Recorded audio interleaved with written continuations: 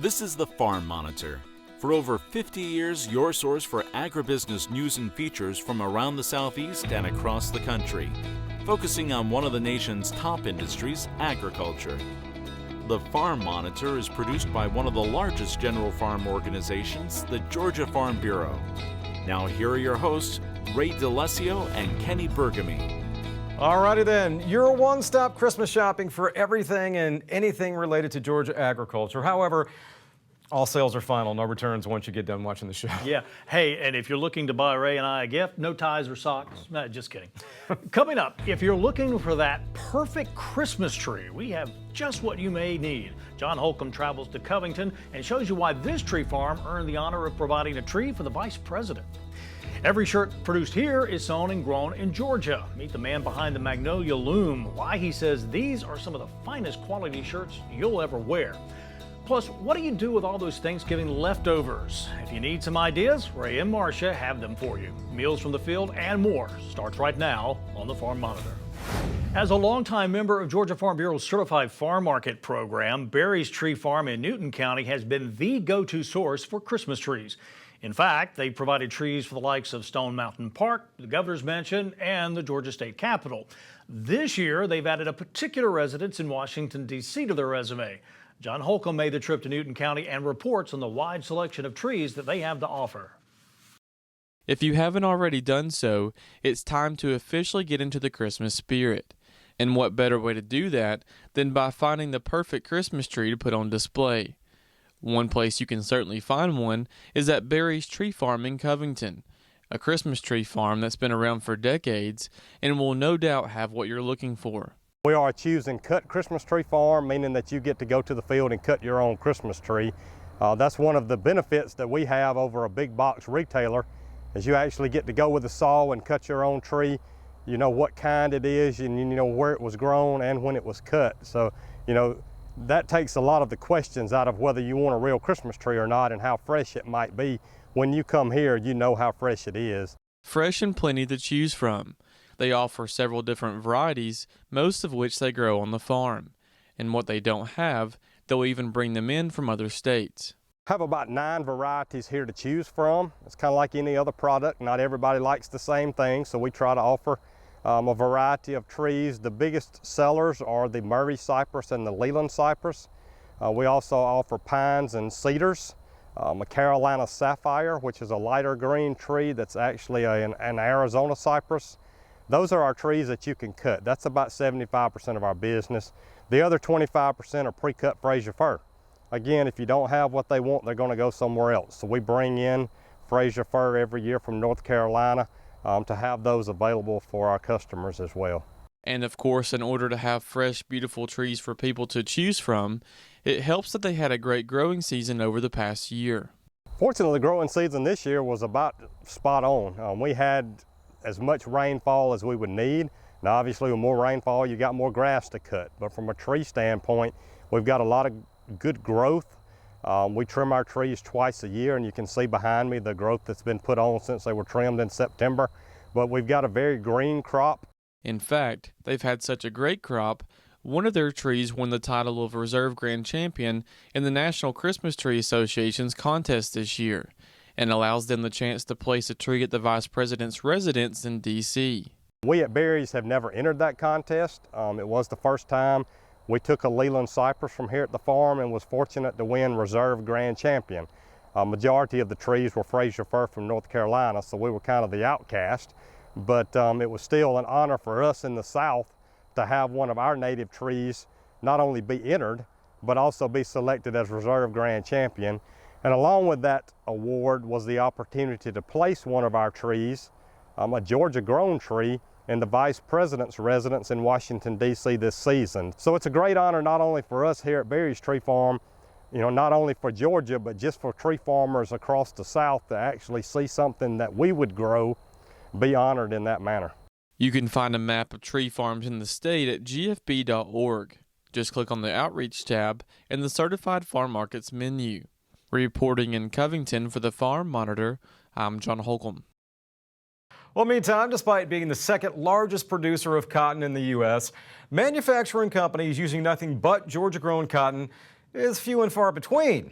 It's a space one young entrepreneur is looking to fill with a new clothing line that has been years in the making. Damon Jones now with more from Emmanuel County. While Georgia produced more than 2 million bales of cotton last year, around 3/4 of that was shipped overseas. It's a trend Zeke Chapman noticed a few years back, which gave him an idea. Always had an appreciation for agriculture, and I got into screen printing and custom apparel in 2015 when I graduated high school, and saw the need for a Georgia grown and sewn shirt, and really didn't have the means to do it or the knowledge to do it at that time. And over my 5 or 6 years of experience, have met the people, gained the knowledge, and know what to do and how to do it.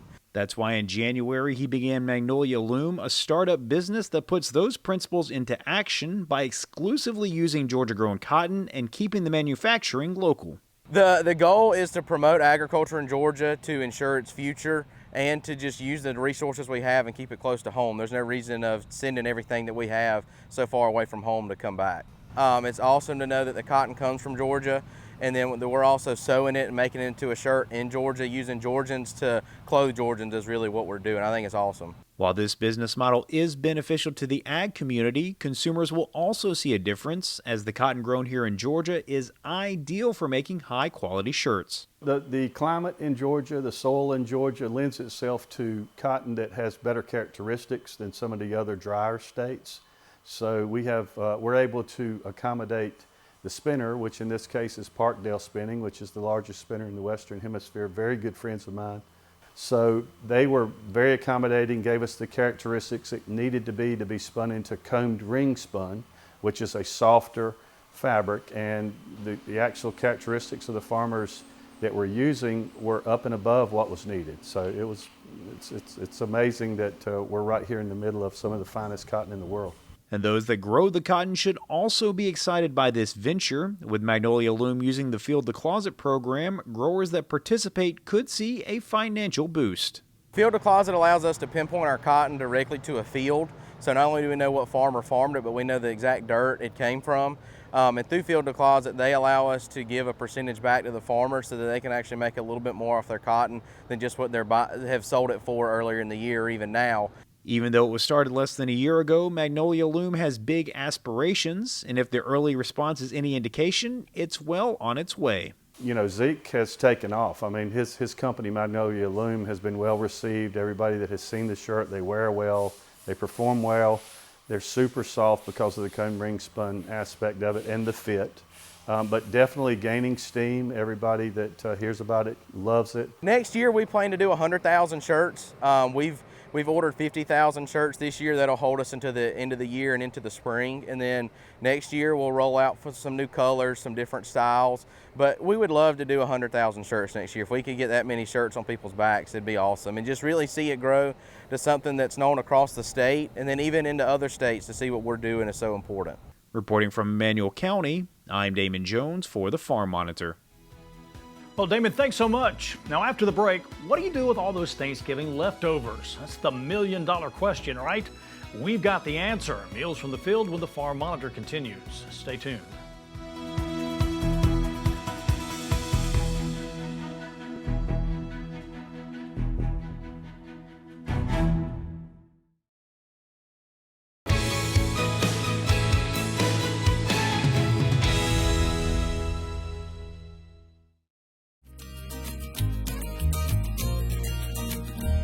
The National Dairy Shrine is an organization committed to preserving the history of the dairy industry and ensuring its successful future. Executive Director Mike Opperman says the two go hand in hand. You can't have a solid future unless you know where you've come from, and we certainly are able to do that. And so I think providing that foundation for growth is important. During the recent World Dairy Expo in Madison, Wisconsin, the National Dairy Shrine hosted its annual awards banquet, where they recognized outstanding dairy leaders for their contributions to the industry. Through the recognition of the great dairy producers, the great industry folks that we have, I think that helps sets us up for understanding what a positive future looks like and what advancements should be, and hopefully we can be a part of that going forward. Among the award winners was John Meyer, Holstein Association USA CEO, who was the 2021 Guest of Honor. I had the pleasure of receiving the National Dairy Shrine's Guest of Honor Award. So that was a special night, and it was great to see so many of the other Holstein people being honored at the National Dairy Shrine banquet. Bob and Kay Zawald of Bomaz Farms near Hammond, Wisconsin, were humbled to receive the Distinguished Dairy Cattle Breeder Award for 2021. It's among the highest honors for dairy cattle breeders from around the country. My wife and I, Kay, are thrilled to receive this award. We feel it's a really big honor.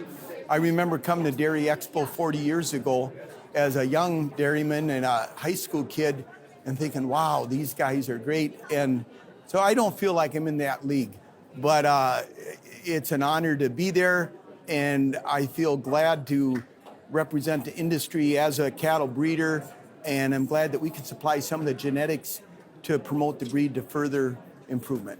The National Dairy Shrine also awarded about $45,000 in scholarships to college students with a passion for dairy. I hope that when people see Dairy Shrine, they see that it's a vibrant organization, that it's an important part of the industry, and that in supporting the industry, that we're encouraging future leaders, we're honoring current leaders who have made their mark in the industry, and we're also preserving the past so that we can build that foundation for future growth.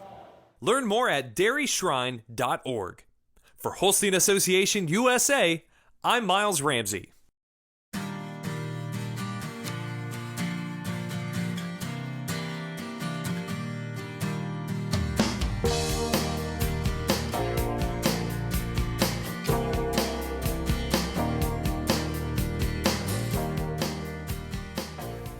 Well, Turkey Day might be over, but we are still in the season of giving thanks. So first off, thank you for staying with the Farm Monitor and for tuning in to another edition of Meals from the Field.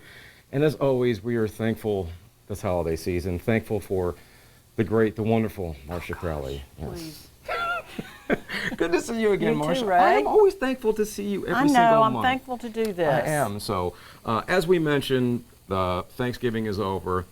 But really, the holidays are just kind of ramping up here. Ramping up. And, you know, guests may have left, or they may have extended their stay longer than you wanted them to. Or they may be coming back. Or they might be coming back. So you got to figure out ways to feed them. And you came up with a great brunch idea today. And you can hear that sizzle. That sizzle. What do we have? Okay, the first thing we're going to do is English muffin breakfast pizzas.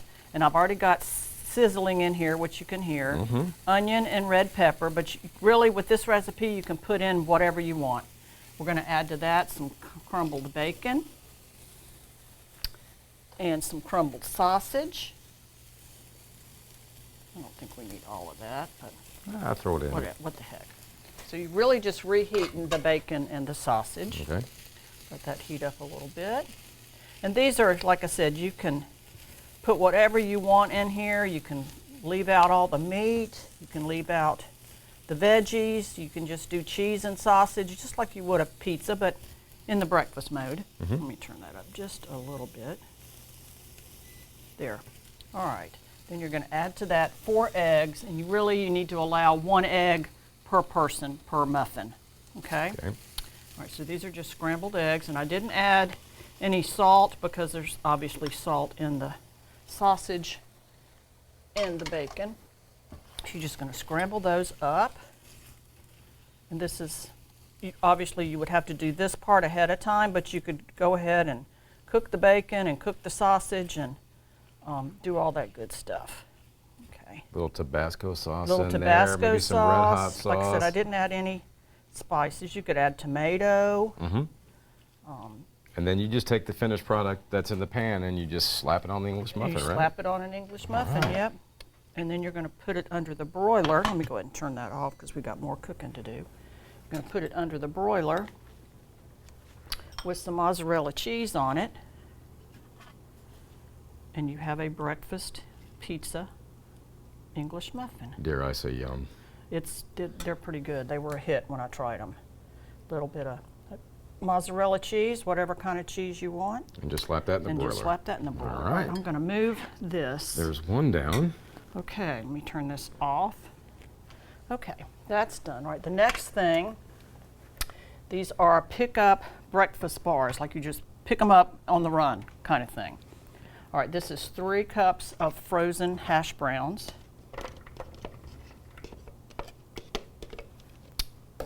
cup and a half of diced ham, which you probably going to have some ham left over, you know. I didn't think about that on that breakfast English muffin. How about a little leftover that? turkey? Maybe some turkey on there if you got Yeah, some. exactly. There you go. This is salt, pepper, garlic powder, and onion powder. A cup and a half of any kind of cheese you want. This happens to be cheddar jack. And mix that up. And 4 eggs. And you just stir this up and put it in a pan and bake it. And when it's good cold, better hot, but very, very easy. And then you could use this with a side for your English muffins if you wanted. It's got all your veggies in there. It'd be a good veggie breakfast, wouldn't it? Potatoes and peppers and double onion. the protein in there as well. So then that one's down. And last but not least. Then the unhealthy stuff. That's not too bad. This is a blueberry coffee cake. And this is 2 cups of flour that I have taken 2 tablespoons out of. The reason I do that is you want to toss the blueberries in 2 tablespoons of flour. That helps it, the blueberries to be more even in the cake dough. Okay. And keeps them from bursting. And you're going to add all this back into there. All right. Then we're going to add our wet ingredients, which are milk, cup of milk, 1/4 cup of vegetable oil, 2 tablespoons of mayonnaise. This really makes it moist.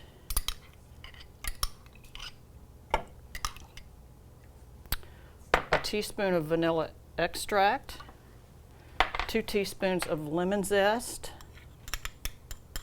1/4 cup of sugar, and 1 egg.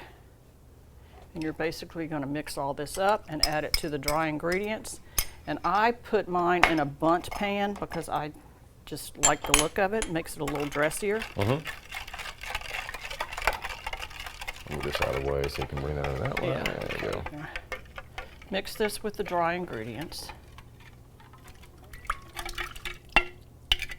And gently fold in the blueberries when you get this mixed up. And you could do, this has a streusel topping on it, which it'll be on the website. Okay. It's basically pecans, brown sugar, butter, the usual suspects. All right, and gently fold in these blueberries. How do you fold blueberries when they're round? Explain that to me. You just stir them in gently, not vigorously. You know I had to give you a hard I know time. you did. There's a sitcom and so holiday-like of me. And that's it. Like I said, in a bundt pan, 375 for about 20-30 minutes till it starts to brown, and then you're going to put that streusel topping on top of it. Obviously, that's why it's called a topping. And the delicious finished product. I will say I have not had any of this yet, but I can't wait. And of course, folks, you can make all this in the comforts of your kitchen by logging on to farm-monitor.com. If your guests are coming back or they haven't left yet, we promise you they will enjoy all these recipes and they will think that you are a master chef like the great Marcia Crowley. So, Marcia, as always, good to see you. Good to see you, Happy Ray. holidays Happy to holidays. you, and happy holidays to everybody out there. And we will see you next month.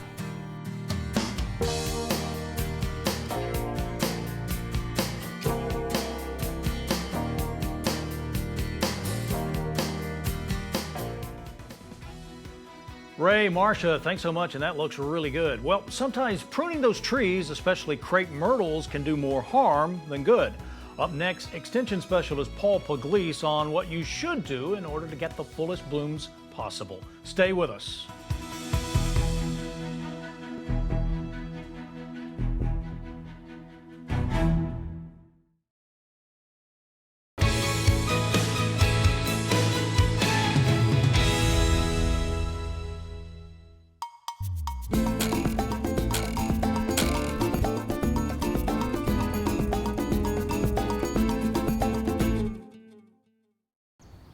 Hi, I'm Paul Pugliese with the University of Georgia Cooperative Extension. Today I want to share with you some problems with crepe myrtles that I see a lot of times throughout the state of Georgia and pretty much everywhere I go. This is one of my personal pet peeves. We see a lot of trees that are pruned improperly, especially crepe myrtles. In this particular case, what we see is people will prune them very aggressively in the wintertime to try to keep them a certain height. And so they'll go in and they'll literally cut off all the branches on a tree like this. And again, this is a standard crepe myrtle that can get 20 to 30 feet tall. And when you do that, what happens is you'll actually get a lot of suckers and new growth that'll come out in the springtime. A lot of people assume that you have to do that to get big blooms on crepe myrtles, but in fact, you don't have to prune crepe myrtles to get blooms. In fact, they will bloom perfectly fine without any pruning at all. And in some cases, what we see is problems with the branches that come out are very succulent and very aggressive, and they'll actually start to bend, especially with the weight of a bloom in the summertime. And then they start, hitting people in the face, next to a sidewalk or near your house, and they become problematic. And so every year it's this sort of vicious cycle that you come back and you try to prune it again to keep it a certain height. And it's this endless cycle of pruning and dealing with these branches that are hitting you in the face, essentially. Some other problems with hard, aggressive pruning, this young, tender, succulent growth is going to be much more susceptible to insects such as aphids and diseases like powdery mildew on crepe myrtles. And so again, that's something that you're really asking for more problems when you do that type of pruning.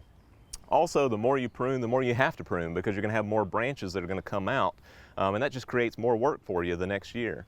And so in just a minute, we're going to take a look at some other crepe myrtles across town where the pruning was actually done properly.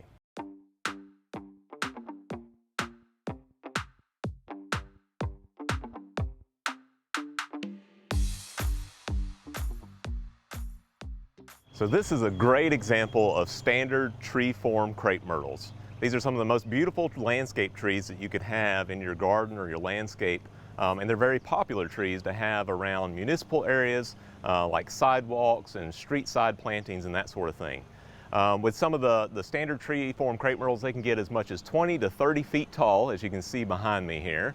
And in this particular case, they were never pruned, and they're some of the most beautiful trees. If you don't prune them, they will have this sort of vase-shaped canopy appearance. And in so doing, the canopy is high enough that you can easily walk by on the sidewalk or drive by without the branches hitting your car or people. And so that's one of the great things about a crepe myrtle is it's a very versatile tree if you allow it to become a tree in this particular case. Now realize too that there are many varieties of crepe myrtles that are out there in the landscape industry. There are some that'll get, again, 20 to 30 feet tall. And then there are some that may only get maybe 8 to 10 feet tall. Those are what we call semi-dwarf crepe myrtles. If you're looking for a variety that's going to be low maintenance, that doesn't have a lot of insect or disease problems, we prefer or highly recommend a lot of the Native American varieties. Those that have Native American names tend to have less problems with powdery mildew. So tend to look for those. And again, it's all about choosing the right plant for the right place. And it's going to save you a lot of time and a lot of effort trying to prune that plant and keep it a particular size. So again, it's all about putting that right plant in the right place. If you have any questions about plant selection or what types of trees that are appropriate to plant here in Georgia, call your local county extension office at 1-800-ASK-UGA1 or go to our website at ugaextension.com and continue to follow us on the Georgia Farm Monitor.